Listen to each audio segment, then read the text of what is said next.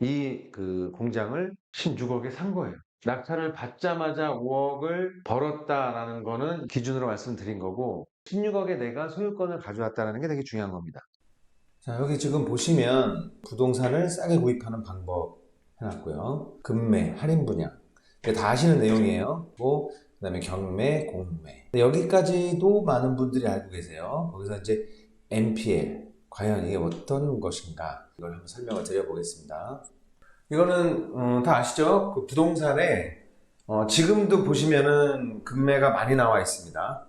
급하죠? 급하게 빨리 팔아야 되는 사람들. 더 떨어질까봐 그 전에 팔고자 하는 분들도 있고 대부분 일단은 세금 때문에 많이 그 금매를 내놓고 그 파시죠. 금매는 그러다 보니까 형성되어 있는 가격보다 싸죠. 어느 정도의 시세에서 파신 분들이 싸게 내놓는 거죠. 기본적으로 100이라고 했을 때 실질적인 거래가 되고 있는 가격, 호가성을 빼고 금매는 뭐 한 95%에서 90% 정도가 될 겁니다. 그리고 이제 할인 분양. 이거는 이제 분양을 하는데 미분양. 지금 요즘 분위기가 미분양이 많이 나오고 있죠. 시행사와 시공사가 어쨌든 빨리 분양을 해서 빨리 그 마무리를 지어야 되는데 그러지 못할 경우에는 손해를 보기 때문에 할인을 해서 분양을 하는 겁니다. 대체적으로 한 10% 정도 할인된 금액에 살 수가 있습니다. 그 다음 경매와 공매로 살 때 경매 공매는 시기마다 틀려요.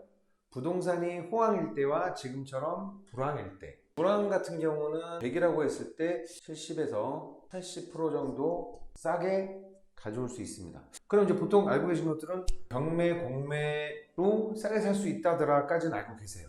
여기에서 이제 포인트, 가장 중요한 NPL이라고 부실채권입니다. 부실채권. 부실해? 채권 부실해? 막 이런 이상한 생각을 하실 수도 있어요. 처음 들어보신 분들은. 자, NPL은 부실채권이라고 말씀드렸는데 이게 뭐냐면 근저당권을 설정하고요. 설정하고 대출을 해줬는데 이게 돈이 안 갚아지니까 부실채권이 되는 겁니다. 은행에서 부실채권이 늘어나면 어떻게 되나요? 부실해 보입니다. 외부에서 볼 때. 은행은 담보를 잡아놨기 때문에 사실상 받을 거 다 받을 수 있어요. 웬만하면. 받을 수는 있지만 현재로는 어떠냐면 이 부실해진 것들이 하나, 둘, 셋, 넷, 다섯 밖에 계속 늘어나죠. 늘어나면 은행이 부실해지기 때문에 어떻게 돼요? 이 부실 채권을 넘깁니다. 이게 어디로 넘기냐면 이제 유동화 또는 NPL 채권을 매입할 수 있는 대부업 등록이 되어 있는 대부회사. 대부 그러면은 옛날에 그 사채 돈 빌려줘갖고 막 폭리 취하고 막 그런 것으로 생각을 하시는데 그건 아니고요. 이거는 이제 법리상 통칭입니다. 통칭. 이쪽으로 넘겨요.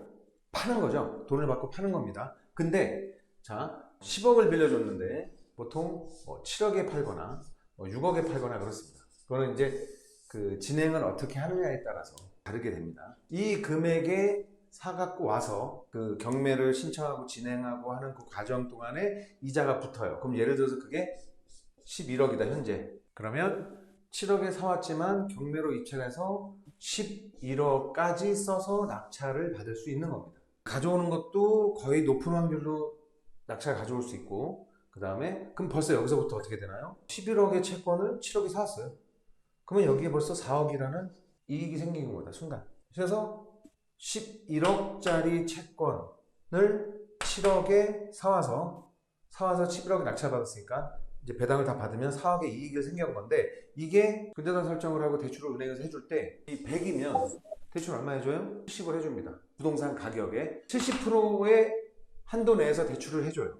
그러니까 10억에 해줬었던 게 지금 이제 호황이 아니니까 좀 떨어졌겠지만 보통 12에서 13억은 받는다는 얘기죠. 그러면 이거를 뭐 12억에 팔았다라든가 그러면 또 여기서 1억이 추가가 되니까 5억을 남기게 되는 겁니다. 그리고 양도세도 내가 11억에 낙찰을 받았으니까 11억에 사왔으니까 12억에 팔아도 1억에 대한 양도세만 내면 되는 거죠.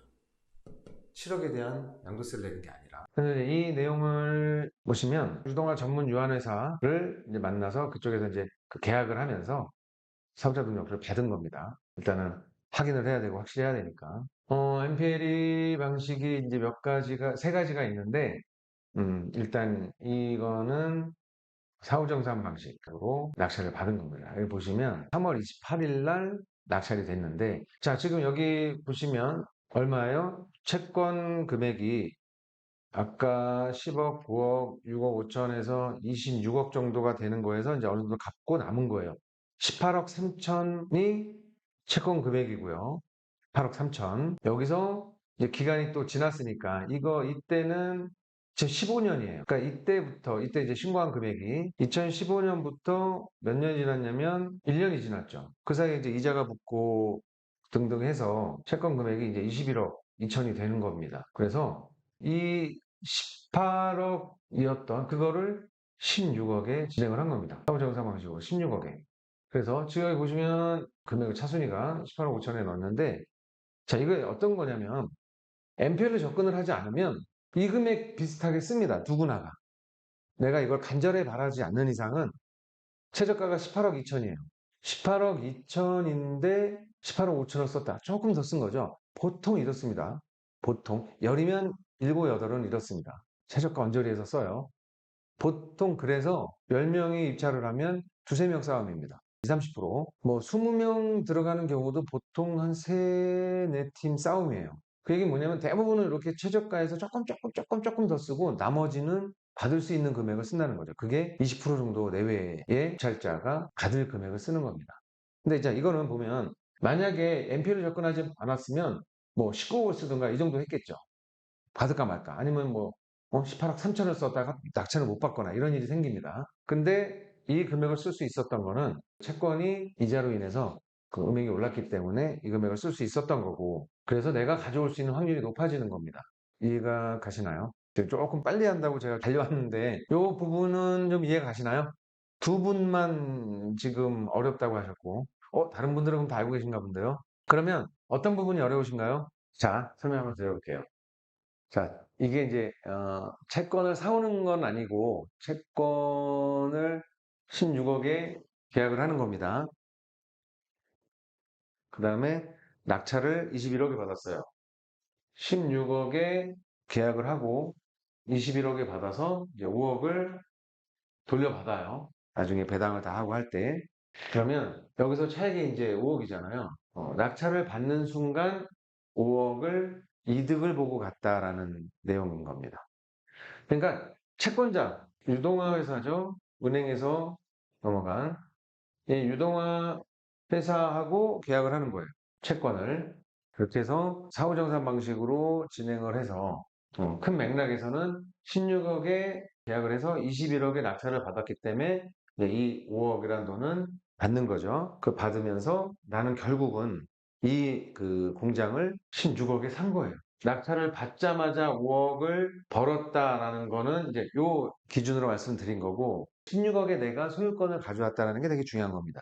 이게 아까 말씀드린 것처럼 론세일 방식으로 하게 되면 훨씬 더 많은 이득을 볼 수 있는 건데, 이거는 조금 그거보다는 좀 다른 방식이어서 조금 그만큼의 이익을 가져올 수는 없습니다. 근데 일반인들이 할 수 있는 방식이에요. 네, 계약서상에 있는 겁니다. 계약서에 내용이 없으면 서로 간에 믿을 수가 없으니까 진행이 안 되겠죠. 오늘 내용은 그냥 사후정산 방식에 대한 부분을 살짝 설명을 드리려고 이제 사례를 갖고 왔는데, 제가 하면서 조금 재미는 없었어요. 그죠? 다음 시간부터는 재밌게 해드리도록 하겠습니다. 오늘 들으시느라 고생 많으셨고요. 좋은 밤 보내시고 다음 시간에 뵙겠습니다. 감사합니다.